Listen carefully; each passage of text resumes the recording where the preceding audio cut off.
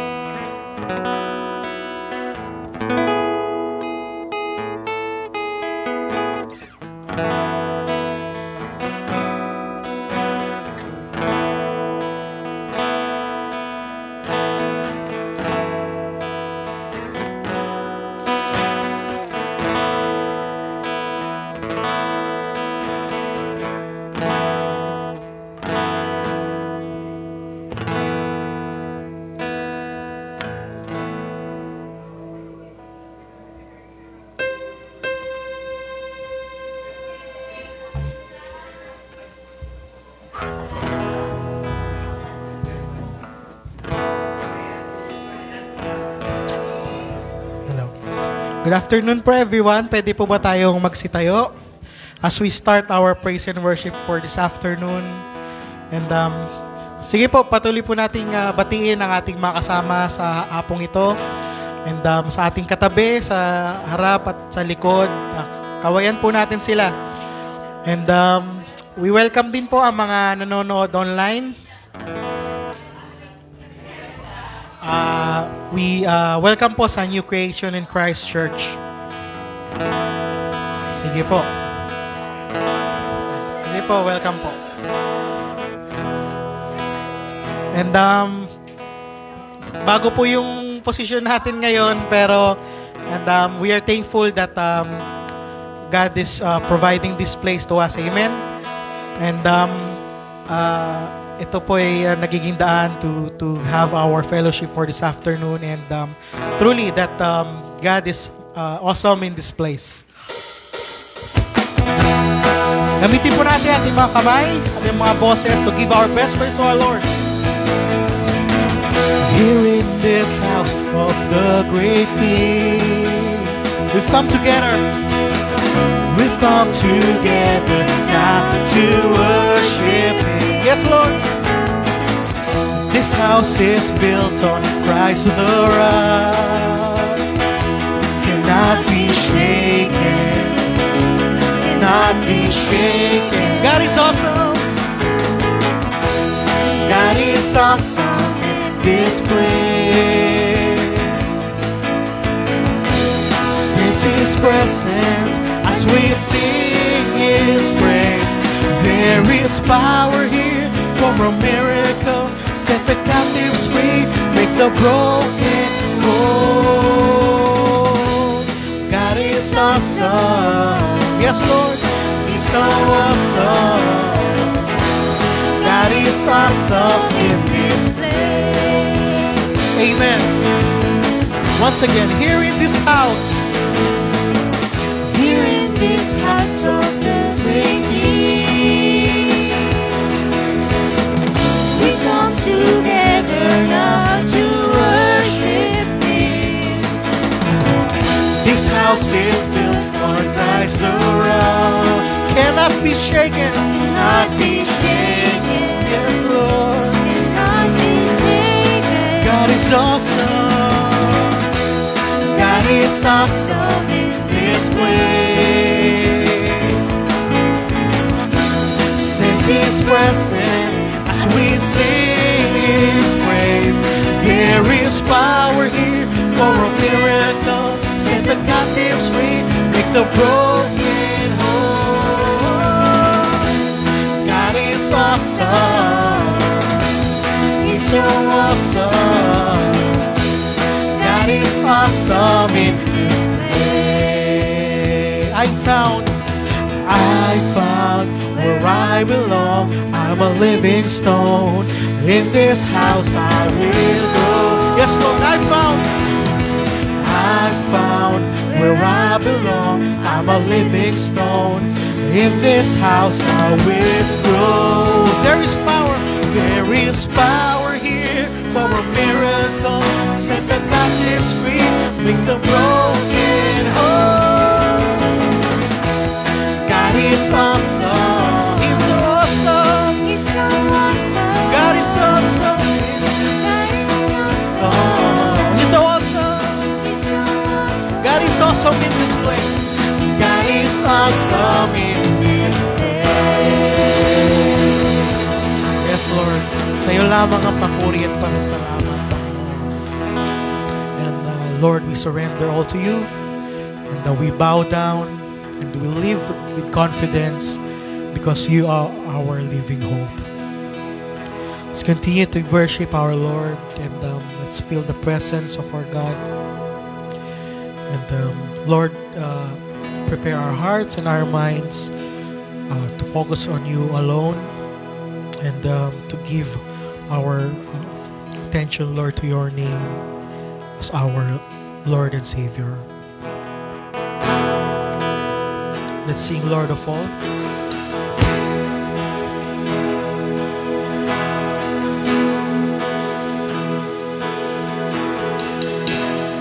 I surrender, I will yield, I will bow down, I will live, I will seek you all my days. I will follow all your ways, 'cause you are my only one. You are my only one. I wanna live for you. Be glorified forever. My life will declare you alone are Lord. Everything of me, you sit for your glory, that everyone will see, will hear, will know you are Lord of all.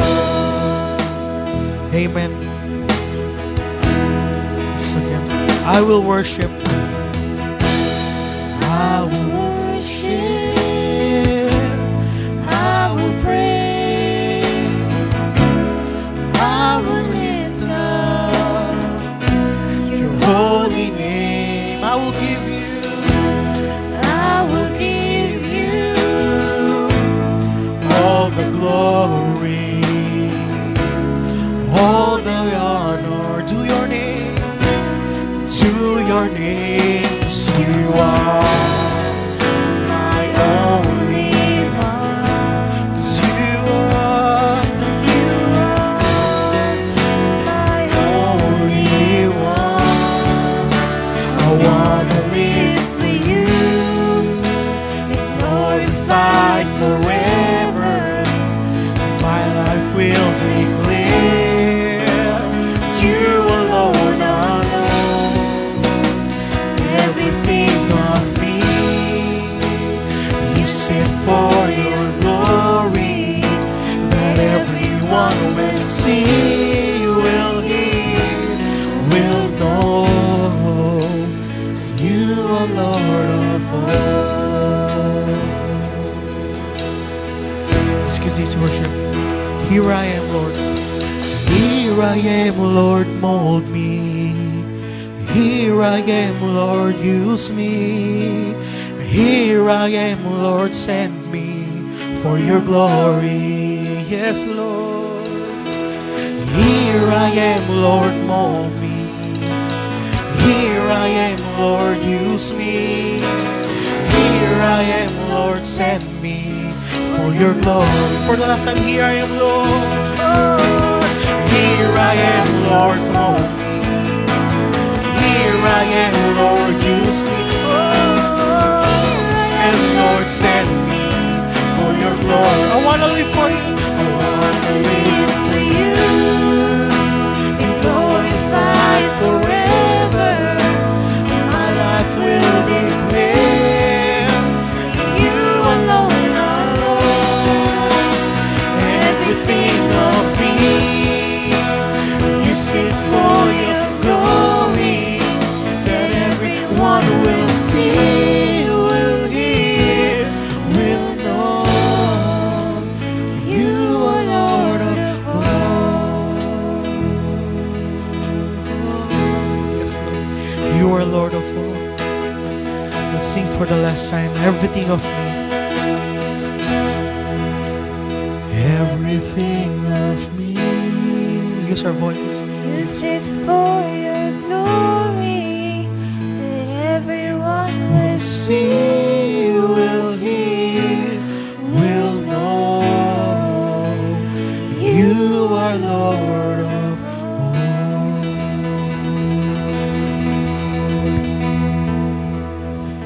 Oh, Lord.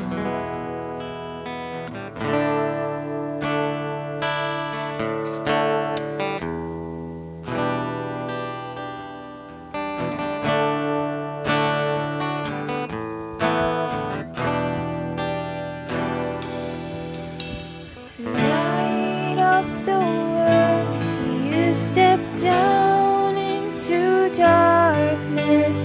Open my eyes, let me see beauty that made this heart adore you. Hope of a life spent with you. So here I am to worship. Here I am to worship. Here I am to bow down. Here I am to say that you're my God. You're altogether lovely, altogether worthy, altogether wonderful to me. King of all days, oh so highly exalted, glorious in heaven above. Humbly you came to the earth you created. Oh, full of sakes became born. Let's sing. Here I am. Here I am to worship. Here I am to bow down. Here I am to say that you're my God. You're altogether holy, altogether worthy, altogether wonderful to me. I'll never know.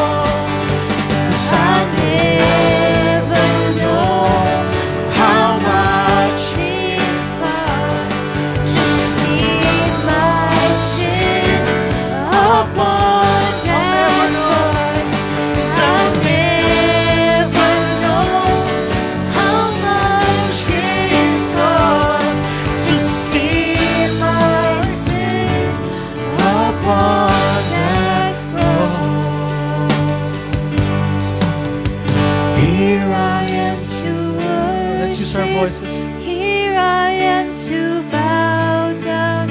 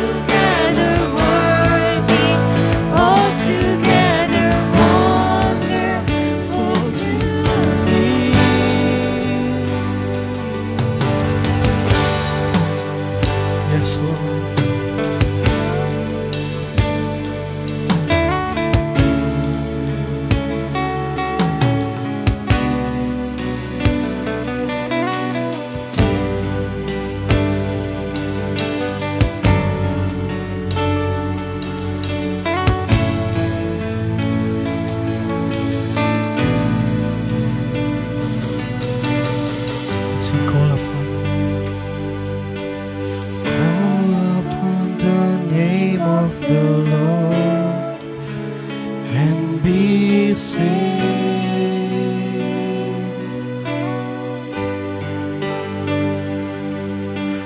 Call upon the name of the Lord and be saved.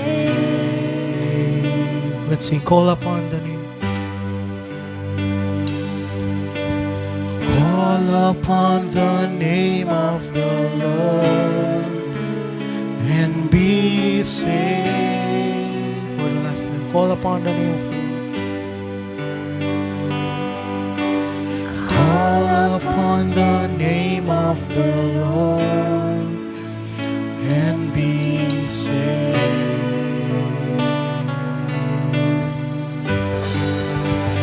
Yes, Lord. We give our clap offering to our Lord. Yes, Lord. Once again, we bring back all the praises and glory to you alone. In Jesus' name we pray. And everybody will say amen.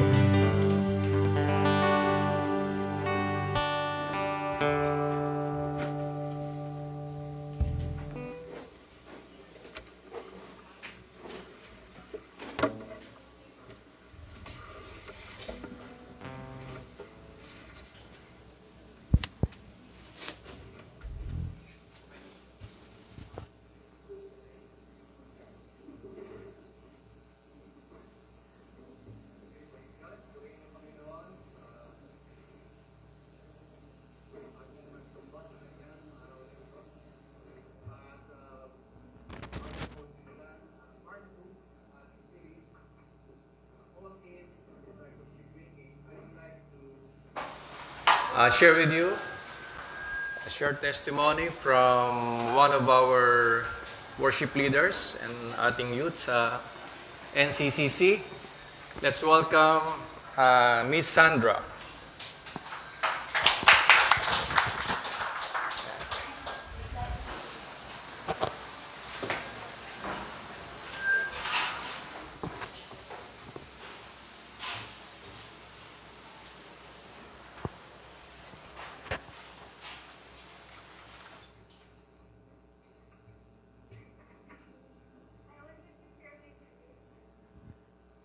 A previous challenge that I survived according to God's will. And as most of you know, I'm a fifth-year architecture student working on my thesis. And I initially wanted to do hospital projects. And I thought my proposals was good enough. But things didn't go as planned. And I also didn't get my preferred advisors. But even then, I believe that God had a plan for me. And during that time, I was down and struggling to catch up with my classmates. And it aligned exactly with the sermon last September 8th. The message was about how crises and delays can actually be Kairos opportunities in disguise. And that hit me so much because it was exactly what I was going through. And Proverbs 16:3 says, "Commit to the Lord whatever you do, and He will establish your plans." And this time, I prayed and asked God for another vision, and He sparked an idea in me. And my thesis is now about Philippine Robotics and Artificial Intelligence Innovation Complex. The topic about AI was very timely but also very risky to do because AI is such a controversial topic, and I couldn't find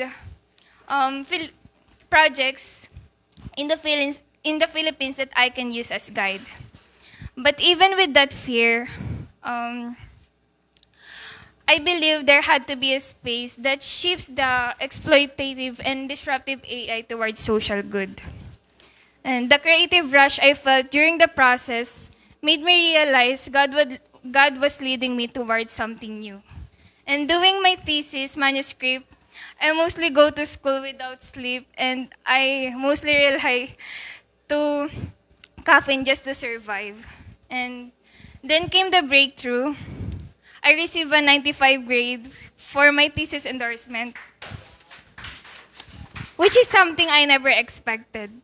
And what I'm really thankful for is that two of my preferred advisors from my original hospital proposals ended up becoming my defense panelists. And by God's grace, I passed the defense with only minor revisions.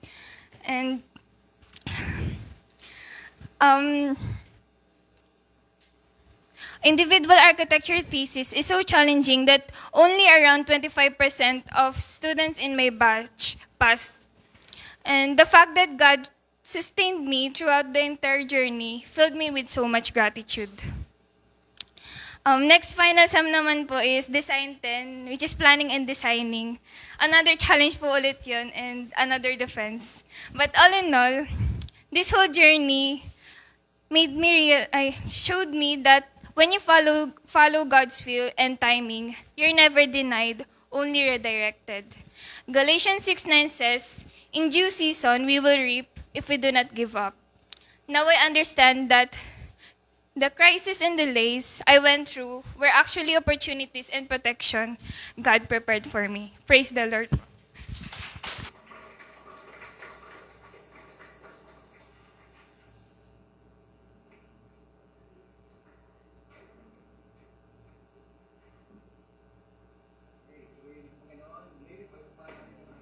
Diyos. Okay.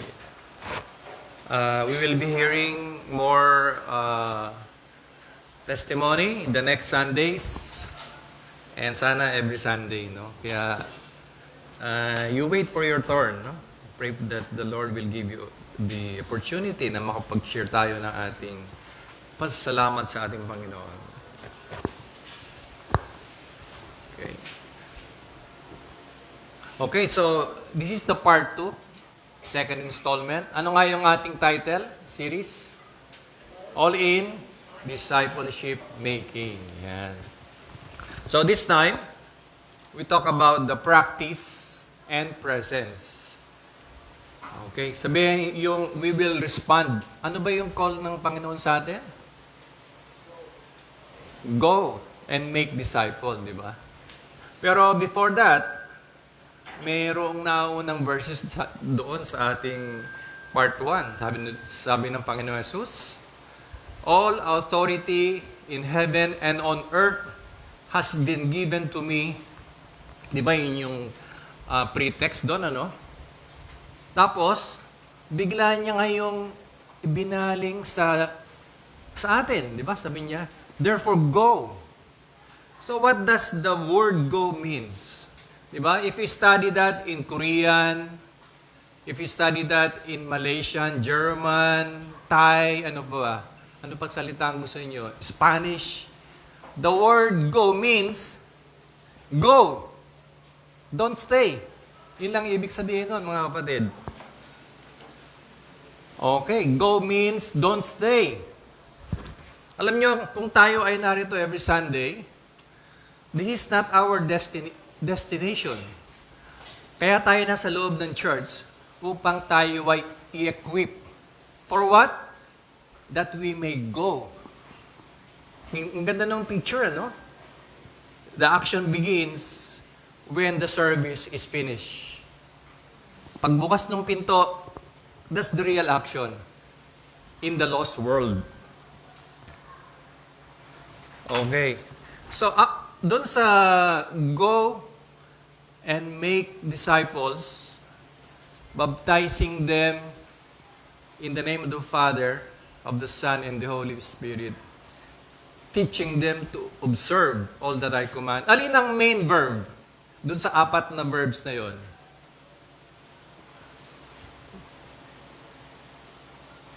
Go, baptizing, teaching, make disciples. Alin doon yung main verb? Palagay nyo. Who says, go? Okay, go. Okay. So, taas ang kamay. Okay. Yung teach. Okay, may isa. Yung baptize. Baptizing them. Okay, walang vote, no? So, nananalo yung pinakamarami, yung go, ano? Pero meron pang isang choice, make disciples. Oh, isa. Okay. So, ulitin ko, ha. Alin ang main verb, yung kasi yung pag hindi ka main verb, ang kasunod participle, supporting verb, support the main verb. Alin ang main verb? Make disciples? Or who says make disciples? Okay, 1, 2, 3. Okay, that's the reality mga kapatid. Kasi yung Great Commission, it is one of the most popular verses in the entire Christian world. You agree with that? Bakit siya naging Great Commission? Kasi among all the Gospels, sa Matthew lang mayroong bumanggit ng make disciples. To the rest of the other Gospel, walang make disciples. Sinasabi lang go. Pero alam niyo ba mga kapatid, ang main verb ay make disciple. Tapos, how do you make disciple? By going out. By baptizing. By teaching. Okay. Okay, alam niyo ba yung huddle? Lalo na yung mga players, no? Di ba yung huddle, pag medyo tagilid ang laban, teka, pulong-pulong muna tayo. Di ba, may pulong-pulong yung players. Tapos meron ka maliit na whiteboard. Dito ang forward, dito ang defense. Huddle, di ba? Tapos bila silang sisigaw ng ano yung mga sigaw nila. Depende kung anong chant nila, di ba? Fight, fight, fight. Ganyan, no? Kayo ba ay nanonood sa PBA para panoodin yung huddle? Kung gaano sila mag-huddle? Hindi. You pay amount of ticket for the play, not for the huddle. Yung church service is a huddle. We huddle, di ba? We huddle each other. Pinapalakas natin yung bawat isa. Pero hindi ito ang main fight. Ang main fight, yung, kumbaga sa basketball, yung laro itself. The community, the world doesn't care how good we huddle every Sunday. This is not the main event. The main event is paglabas ng pinto, yun yung totoong main event. Okay. Okay, what's the next participle? Baptize. It comes from the Greek word. Ano yung Greek word? Baptizo. Okay. Alam niyo ba yung pinanggalingan ng baptizo? Kasi yung baptize, parang, si John the Baptist yan, di ba yung pinagutan ng ulo? Pero nanggaling yun, alam mo kung saan? Nung panahon nung mga wala pang yung modern textile, magdadala ka ng tela, siguro tela, no? Baka mukhang katsa lang, no? Kulay, usually dirty white, off-white. Tapos dadalhin mo doon sa dyer, master dyer. What color do you like? Anong gusto niyong kulay? Halimbawa, violet, pink, yellow. Ilulubog nila yon doon sa dye. Ayun, parang gano'n, liquid. Tapos, yung dating off-white, magiging kung anong gusto mo. Violet, yellow, green, di ba? Old rose. So, nagbabago yung kulay ng tela kasi nga, ito ay binabad. Binabad sa ibang kulay. Nawawala na yung luma niyang, yung dati niyang kulay. Yun yung concept ng baptizo. At ganun eksakto ang pagkagamit ng Panginoong Jesus dun sa word na yon. Because when we were soaked under the water, it is a symbol of we were dead with Christ in our sins. And once we were raised up again out from the water, what does it mean? We no longer live for ourselves, but live with Christ and in the identity of Christ. That's why baptism is the point of identification. Nagkakaroon tayo ng panibagong pagkakilala o identity. Hindi ba? Hindi, sasabihin ng iba, hindi, ako, Ilocano ako eh. O Bisaya ako eh. O Chinese ako. O ako, kasi kami, mga, alam mo na, social kami. Or, ang lahi kasi namin, ganito eh. Pero once you become a believer, all other things become secondary. first and foremost, our identity is we are Christian. Tama ba? Kaya di nyo ba na-experience kapag nakamit kayo ng Christian na galing sa US o Korea or Bisaya o Mindanao, di ba parang may common sa atin. Ang bukang bibig mo, bukang bibig ko rin. Puro hallelujah, puro purihin ng Panginoon, ang bait ng Panginoon. Puro ganun yung, there's a common denominator, di ba? Kasi iisa yung pagkatao natin. Yun yung baptism na sinasabi.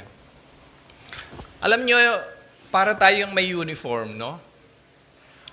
Okay, pag nanonood ba kayo ng PBA from a distance, panay PBA yung sample ko, no? Sana I can relate to most of you. Pag may naglalaban nyo, sino ba yung favorite yung players this year? San Miguel ba? Ano pa? Nawala na ako sa current events. Di ba pag nakikita mo yung kulay blue, anong kulay ng San Miguel? Ha? Red. Tapos yung kalaban? Blue? Okay. Di ba nakikita mo sila, red, blue lang nakikita mo? Tapos kung may number, 6, 9, 13, hindi mo naman nakikita yung pangalan masyado eh. Di ba? Ayun, si 9, ang galing. Na-shoot ni 7 na blue. Si Gray, di ba? So because the identity of the players are now encapsulated in their uniform. Pero subukan mo may pumasok na nakamaong na nakasando na puti. Sino yun? Ba't bigla may sumingit? Ang galing, pero hindi siya counted kasi hindi siya kilala eh. Walang uniform eh, di ba? Minsan nakahubad pa. Naka-shorts lang. Di ba? Ganun sa province, nag-half court, lahat nakahubad, naka-shorts lang. Ang pangit manood, no? Kasi hindi mo sino ba yung magkakalaban, magkakamukha itsura eh. Di ba? Sabihin, when we were baptized with Christ and we were raised up from that water, we are as if in the uniform. Our team is team red, washed by the blood. Tama ba? Or white, pure as white, sinless, spotless. Ano yung third participle natin? Ano yung guess natin? Teach. Yan. Teach. Information to transformation. Lalo na ngayon, sa panahon nito, grabe ang teaching, ano? Mas marami tayo na tututunan sa labas ng classroom, right? Totoo ba? Because pag meron kang device, wow, information overload. Lalo na with the help of the ChatGPT, di ba? AI, marami pa, ano? Actually, hindi pa natin na-explore lahat yan. Pero alam nyo ba, teaching means more than information. It's more on application. Kaya nga, di ba sabi doon? Teaching them to observe. Nakita mo yung ginamit ni Jesus na verb? To observe. Ano ba ang kaibahan o importansya ng observe? To obey everything that I have commanded. Okay. Just to emphasize the importance of to observe. Observe means application or yung personal experience. Okay, example, for the sake of discussion. Halimbawa, ooperahin ka bukas sa puso. Heart transplant bukas. Okay, ngayon, itong panahon na to, kausap mo yung surgeon mo. In-explain sa'yo, alam mo, ganito mangyayari. Bubuksan ko yan. I'll be using a robotic. Tapos, pagkatapos ng MRI-guided, i-locate natin yung puso mo, saan may bara. Tapos, i-explain niya lahat, detail by detail. Ito yung nerves, ito yung aorta mo, explain niya. Tapos, kung ano pang mga medical information. And here you are. What do you understand from there? Nakatingin ka lang sa doktor mo. Tapos, sabihin sa'yo ng doktor mo, may question ka ba? Dok, pang ilan na ako sa na-opera mo? Well, in Casey ko pa lang. First time. Oh no. Kung ikaw yun, ewan ko sa'yo, pero baka magdadalawang isip ako eh. Cancel.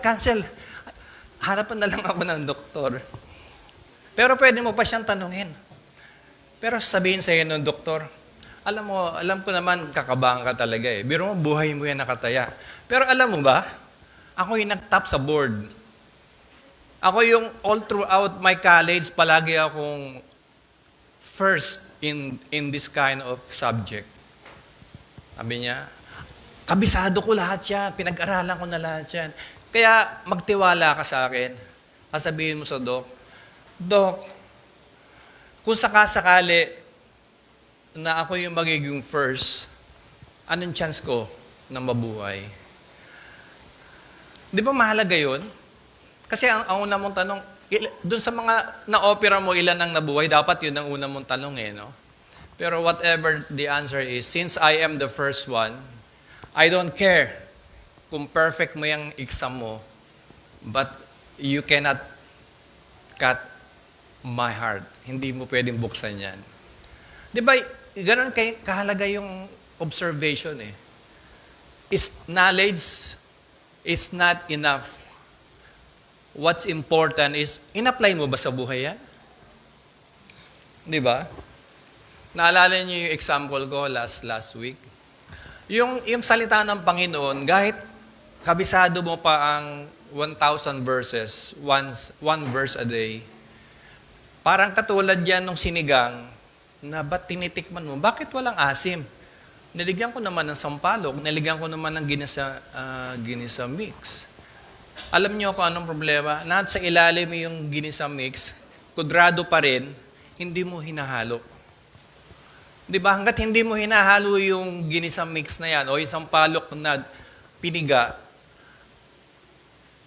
hindi siya activated. Ganon din ang salita ng Panginoon eh. Ang salita ng Panginoon ay nagiging active kapag may obedience. Hindi ba? Just like yung testimony kanina ni Sister Sandra. Di ba? Kahit kaganda yung verse na yun. Ano yung verse mo kanina? Galatians? O paki-recite mo nga. In due season, we will reap if we don't give up. Ang ganda ng verse, di ba? Pero kung give up ka ng give up, parang ginisa mix o parang sampalok na hindi umaasim. Pero dahil sa ginawa niya, hindi siya nag-give up, nagpalit siya ng kanyang thesis sa loob ng ilang gabi lang, nilamay niya, pero buong buo yung faith niya. Lord, if this is your direction, I'll take the challenge. At dahil doon, he reaped yung fruit, 95%. Wow! Grabe, ano? Dahil pinanghawakan niya yung salita ng Panginoon. Na walang, hindi siya nagtantrum ba yun? Yung nagdupasay, Lord, bakit naman ganito? Di ba? Oh, hindi.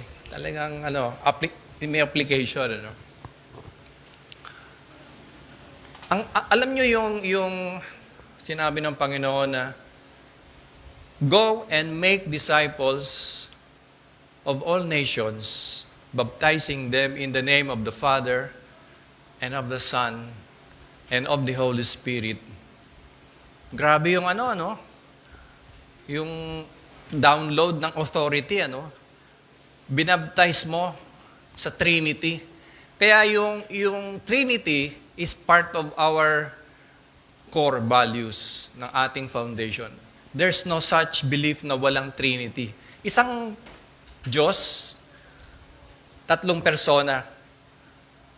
Ang Ama ay hindi anak, ang Anak ay hindi Espiritu Santo, sila ay separate in person. Pero, tatlo ba Diyos natin? Isang Diyos. Maliwanag. At pagkatapos sa sinabi ng Panginoon, and lo, I am with you until, always pala, may always, until the end of the age. Parang nabanggit ko na to last week, yung word na law ay it's a literary form na ang ibig sabihin, I am I and even I. 2 times niyang binanggit yung ako at ako nga ay kasama mo palagi. Ang ibig sabihin, sigurado. Pero hindi niya sinabi, I and the Father and the Holy Spirit. Hindi niya sinabi. Kasi, all authority, binigay na sa Kanya ng Holy Spirit at saka ng God the Father. So, enough na yun eh. Kung ano yung dinicide niya, parang dinicide na rin ng Father at ng Holy Spirit. Kaya sabi niya, and lo, I am with you always until the end of the age. Kaya lang, may condition. If you go and make disciples. Kaya hindi tama nating isipin, alam nyo, si God naman walang favoritism yan eh.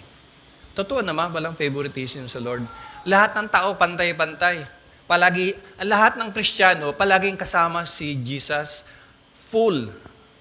Pero sabi sa John 2, verse 23 to 25, sabi doon, marami ang nanampalataya kay Jesus, subalit, hindi niya ipinagkatiwala sa kanila ang kanyang sarili, sapagkat alam niya ang laman ng puso ng bawat tao.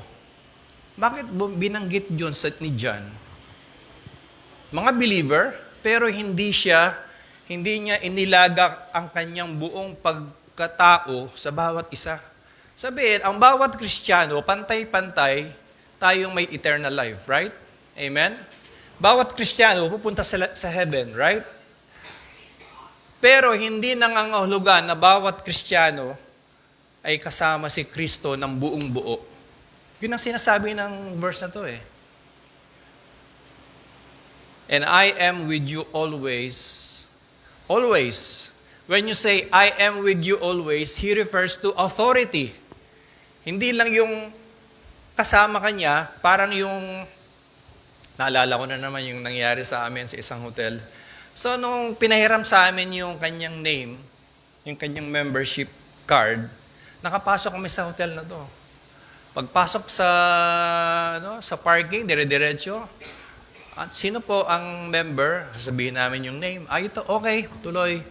Tapos pagpasok sa lobby, counting security check, tuloy pa rin. Bibigay sa amin yung ticket, yung key card, diretso sa kwarto. Parang lahat sumasaludo. Tapos pupunta kami sa gym, punta kami sa pool, may dala pa kami ibang guests. No question asked because we have the membership card of another person. We enjoy the benefits of that name. Tama ba? Parang sinabi ng Panginoon Jesus, I am with you always. So, I give you my authority.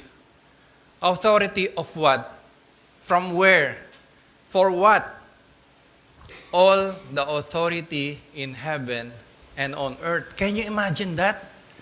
Heaven, angels, spiritual realm, and on earth, lahat ng creation, authority, I pass to you, with you always. Yun yung sinabi ng Panginoong Jesus, di ba?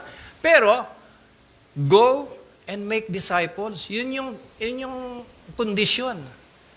Once na hindi ka nag-go and make disciple, pinapangako niya ba yung authority? No. Maliwanag. Di ba sabi doon sa John 2:32? 2:23, hindi niya pinagkaloob yung kanyang sarili sapagkat alam niya ang laman ng puso ng bawat isa. Nag-make disciple naman ako eh. Pero sabi ni Lord, alam ko ang puso mo.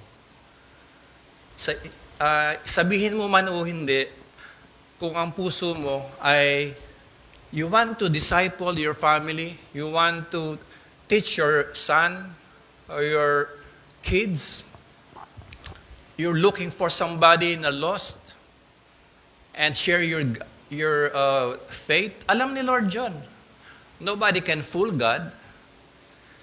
And if He sees that you are in ang mahalaga kasi yung execution mode. execution mode.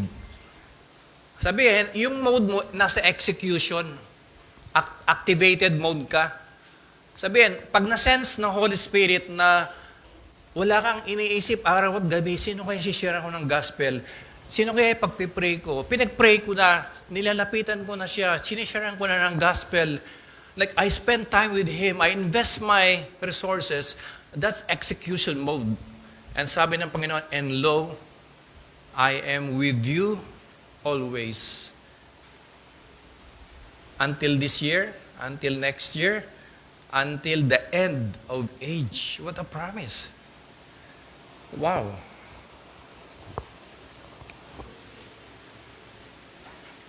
So, nabanggit ko na kanina yung access natin sa Panginoon, di ba?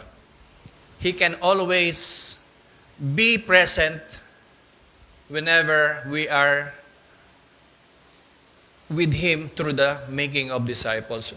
Making disciples starts from being one and making one. Unang-una, siyempre, tayo muna ay disipulo ni Christ. Disciple muna tayo. Tapos, we are making another disciple.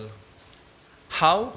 By replicating yourself to them. Una, tayo, nagiging kawangis tayo ni Jesus Christ.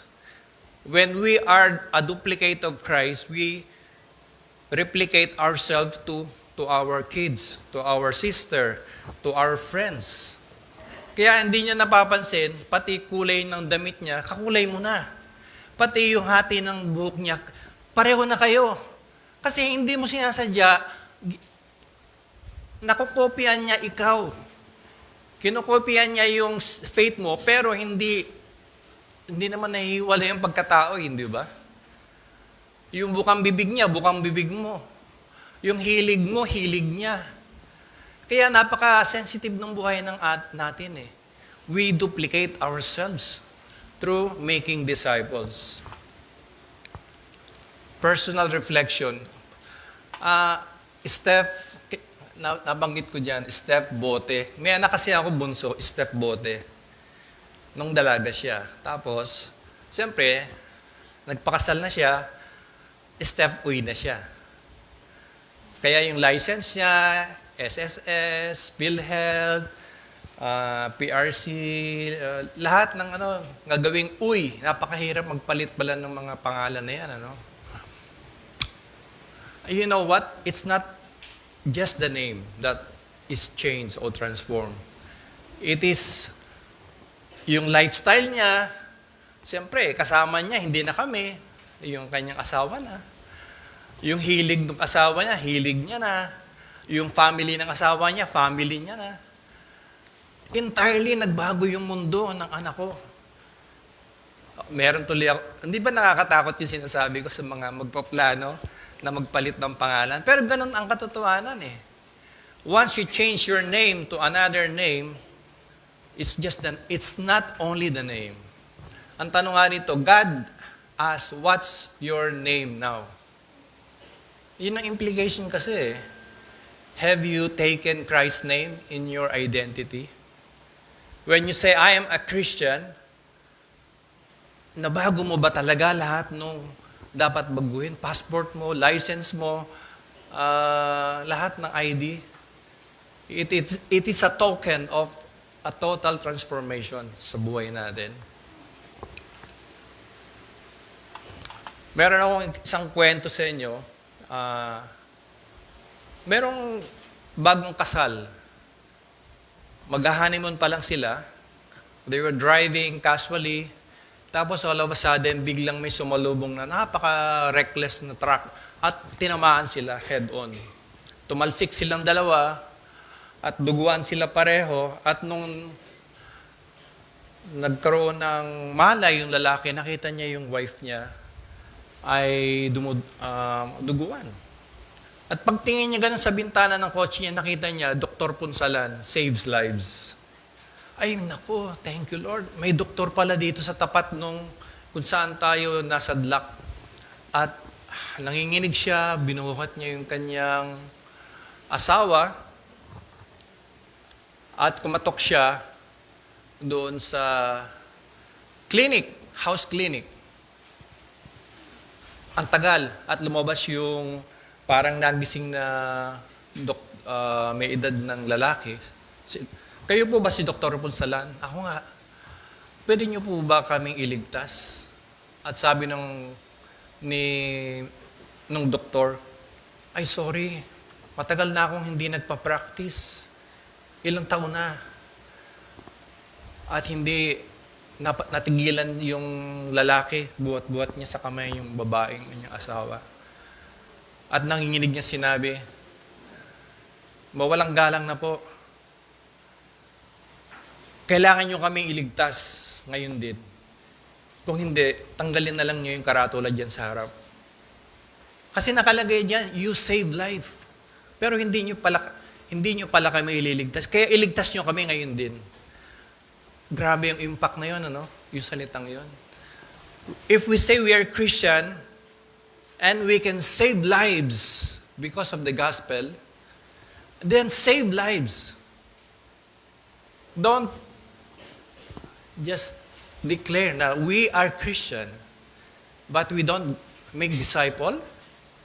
How come? Diba, dinideclare natin, I am a believer. Christ is my Lord. Sabi ni Lord, go and make disciple. Do we? Don't we? Di ba yun ang challenge sa atin ngayon, mga kapatid? I have all the authority and I will transfer it to you. Because discipleship is the means to where the authority can be transferred to us. Sa Biblia, wala nang ibang vehicle ang authority. Paano dumaloy? Parang naglo-load ka ng Wi-Fi. The password is discipleship. Once you don't spell the password perfectly, hindi magda-download ang Wi-Fi o ang authority ni Christ. Kaya mga kapatid, siguro, we will have 2 more installments. Doon sa third meeting natin, ang pag-uusapan natin ay paano ba yung discipleship journey? Kasi interesting ng discipleship eh. Pero paano ba talaga eksakto mag-discipleship? 'Di ba? Mga kapatid, ipag-pray natin, nabigyan tayo ni Lord ng chance this Sunday and the Sunday after this Sunday. The journey ng discipleship, tapos yung pang-apat na Sunday ay Q&A. Ano yung mga question about discipleship and journey and discipleship making? Paano ba talaga yan? Mahirap ba yan? Madali lang ba yan? Kasi kung yan ay importante kay Jesus, edi dapat bigyan natin ng importansya, hindi ba mga kapatid? Very, very basic lang naman yung hiningi ni Lord. Pero alam nyo, ito yung may papangako ko sa inyo. Kung hindi nyo pa naranasan ang buhay na totally experience natin ng Panginoong Jesus, yun yung opportunity natin. Kasi, ang sabi ng Panginoon, lahat tayo papunta sa heaven. No question about that. But once we commit ourselves to discipleship making, heaven is on its way to us. Magkaiba yan, di ba? Yung una, we are on the way to heaven. When we die, tama ba? Pero ang sinasabi ng Panginoon, when you commit yourself seriously, fully in discipleship making, the heaven will go down, going to you. How would you like that, to experience that, di ba? When we die, we will see the full glory of Christ. But when we commit ourselves to discipleship making, Christ's glory will be going on its way to us. Full. Pinangako niya eh. And I will always be with you. With the entire authority. Authority over your wealth, your health, your spiritual life, relationship, mga personal needs natin.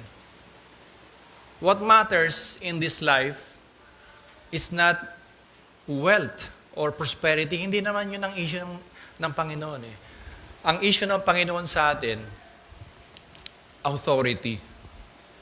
Because we're battling with authority, the authority of darkness. Ang pakikitigma natin ay hindi nakikita ng mata.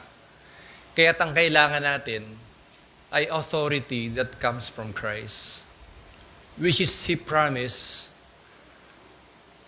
give yourself fully, seriously, in doing my great commission, to be a disciple and to make one. Let's pray. Amen. Diyos sa daming Panginoon, we receive your mandate and we just fully understand that it is as important as the gospel to you, Father. Thank you for the Lord Jesus Christ, whom promised to us that He will always be with us until the end of age. I pray, Father, for the word that you have planted to our hearts right now, O God. Make it grow Sunday after Sunday, day after day, O God. Rain upon our lives fully. Teach us, O Lord, just like a child, putting our trust to our Father. Make us grow, O God, in the image of you, just to be like you, Lord Jesus. In this I pray, O God, in Jesus' name. Amen. Sorry.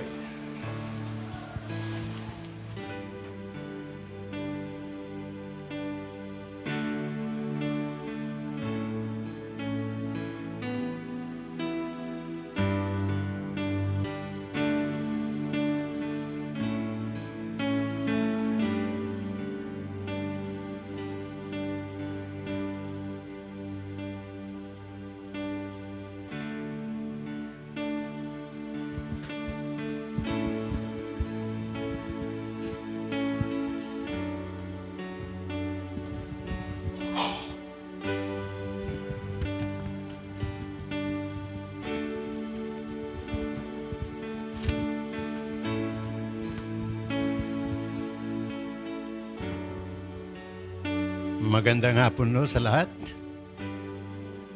Muli, naririto naman tayo sa bahagi ng tithes and offering. Ang tithes po ay nag-umpisa sa Old Testament sa pamamagitan ni Abraham.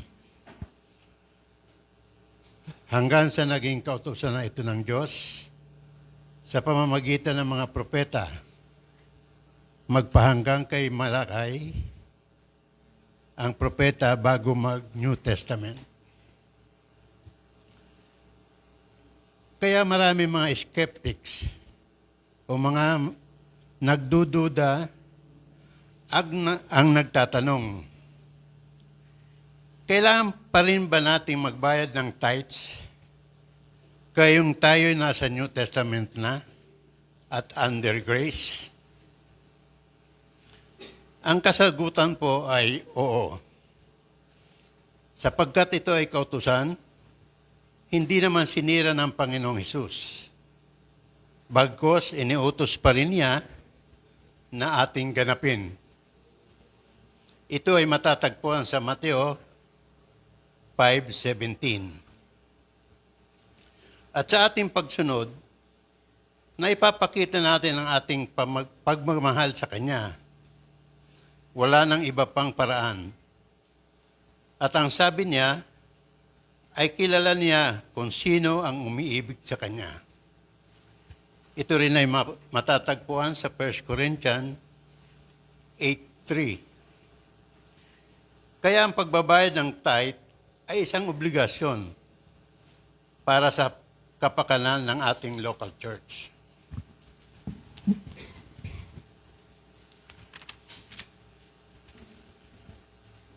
Ngayon yung verse sa 2 Corinthians 9:7 ay karaniwan ng iniuugnay sa pagbayad ng tithes. Kaya hindi raw obligasyon ang tithe. Kasi sa verse na ito ay kung ano lang ang ipinasya ng kanyang puso. Subalit itong verse na ito ay patungkol sa offering. Offering ng church ng Macedonia para sa kanilang pagtulong sa Church of Corinthians na sa kabila ng kanilang kapighatian at karukaan, sila ay nakapagbigay sa request ni Paul. Kaya ang Panginoon, iniibig din sila sapagkat sila ay nagbigay ng may masaya. Kaya nga ang mga ganitong gawain ay hinihikayat din ng Panginoon sa Hebreo 13:16. Laging ganito ang aking paksa pagdadating sa ganitong tithe and offering, sapagkat merong paalala ang Panginoon sa mga taong tumatayo dito upang ibahagi ang patungkol dito. Sa Matthew 5:19, sabi niya, ang sino mang gumanap at ituro ng gayon, ito'y tatawagin dakila sa kaharian ng langit. Hindi po ipagkakaila na tayong lahat ay puro pupunta ng kalangitan. Ngayon, kung ituturo natin ang mas maliit, tatawagin tayong pinakamaliit sa kaharian ng Diyos. Kaya inuulit ko po, ang tithe ay obligasyon. Ang offering, hindi po, ayon lang sa ating puso.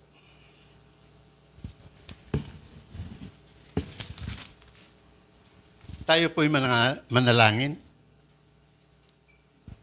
Ama namin Diyos, maraming salamat sa pagkakataong ibinigay niyo po sa amin ngayon, sa aming pananambahan, at sa pagkakataong kami po ay makapagbayad ng aming tithes. Ito po ay aming pagsunod sa inyong kautusan at pagpapakita ng aming pagmamahal sa iyo. Sa lahat ng kabutihan ninyo sa amin, sa kabila ng aming pagkukulang. Higit sa lahat ay ang aming kaligtasan, inyong inihandog din sa amin. Dalangin po namin, Ama, na basbasan ninyo po itong aming ikapo upang magamit namin ang tama ayon sa inyong kagustuhan at maging kagamit-gamit sa aming gawain dito sa inyong eklesiya sa pagpapalaganap ng inyong magandang balita. Lahat ng ito'y dinadalangin namin sa pangalan ng inyong bugtong na anak na nagpakasakit at namatay para sa aming kaligtasan na si Jesus. Amen.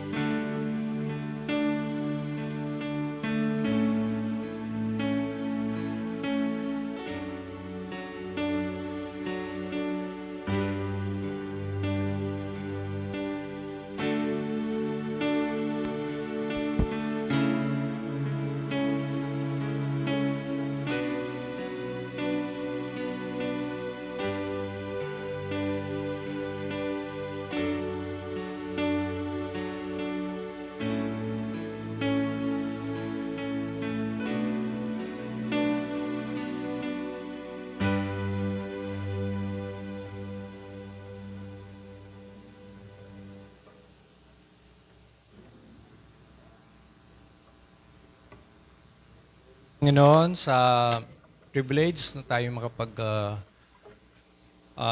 handog, ating pagsamba. At katulad ng nabanggit ko kanina, the Lord is really directing our church towards a different dimension. Of course, the next level ng ating church life.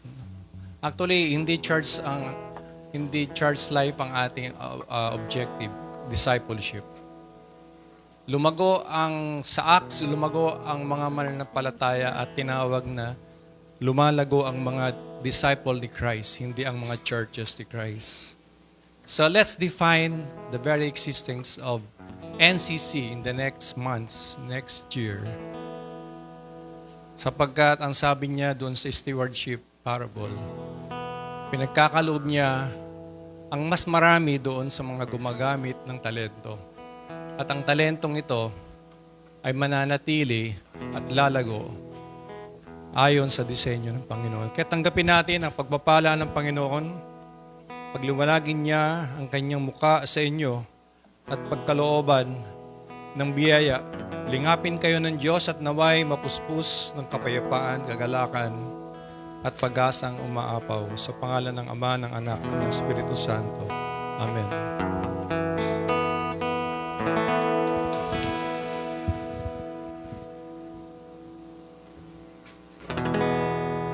Sige po, everyone. Can you stand up as we close our praise and worship for the day? Let's sing awesome in this place. Here in this house of the great King, we've come together now to worship Him. This house is built on Christ's rock, cannot be shaken, Cannot be shaken, cannot be shaken. God is awesome in this place. We sense His presence as we sing His praise. There is power here for a miracle. Set the captives free, make the broken whole. God is awesome. He's so awesome. God is awesome in this way. Let's sing. I found